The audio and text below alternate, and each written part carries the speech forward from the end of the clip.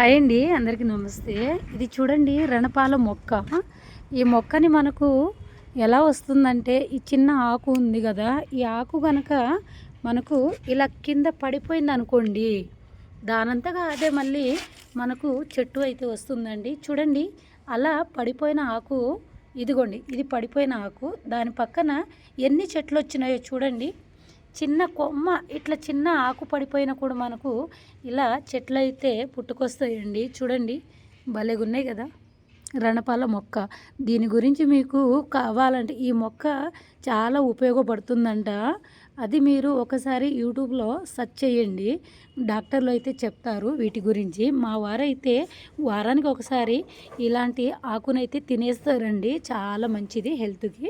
చూడండి, అసలు ఇవన్నీ వాటంటగా అయ్యే పుట్టుకొచ్చినాయి. ఒక్క ఇది ఆకు పడితే చాలండి.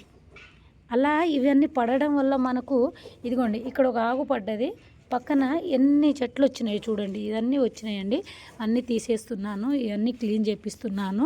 ఇక చూడండి, అలాగే యాప చెట్టు కూడా వచ్చిందండి. చూడండి, యాప చెట్టు కూడా మన టెర్రస్ గార్డెన్లో అయితే దానంతగా అదే పుట్టిందండి, అదే వచ్చింది. చూశారు కదా, ఇది చూడండి, అసలు కింద పాకుడు వల్ల మనకు ఇవన్నీ కొమ్మలైతే వచ్చేసినాయి. ఎవరికైనా కావాలంటే చెప్పండి, నేను ఇస్తాను. ఇది మన టెర్రస్ గార్డెన్ అయితే చూడండి, మన ఇంటి టెర్రస్ గార్డెను చూడండి ఎంత చెత్త వెళ్ళిందో. ఇదంతా నేను పైన అయితే పెట్టించాను. చూడండి, ఇక్కడ ఇదంతా క్లీన్ చేపిస్తున్నాను, కలర్ వేద్దామనేసి. ఒక్కొక్క చెట్టు పైన అయితే ఎన్ని కాయలు ఉన్నాయండి, టమాటాలు అయితే చాలా ఉన్నాయి. ఇదంతా క్లీన్ చేపిస్తున్నాను కాబట్టి అన్నీ ఇలా అయితే పెట్టేశాను. పైన ఇదంతా గోడల పైన పెట్టానండి.